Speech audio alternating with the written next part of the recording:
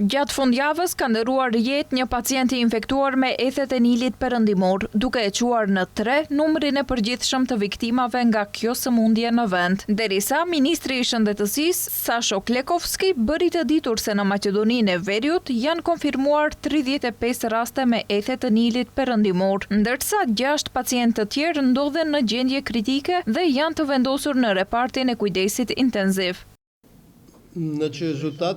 Aktualisht ka 35 raste të konfirmuara dhe 3 raste të dyshuara të etheve të Nilit perëndimor, të cilat janë në proces të diagnostifikimit dhe 6 janë në gjendje kritike dhe janë në kujdes intenziv në klinikën e sëmundjeve infektive. Nga rastet e konfirmuara, shumica po trajtohen në klinikën e sëmundjeve infektive dhe një paciente po trajtohet në një strukturë private shëndetësore.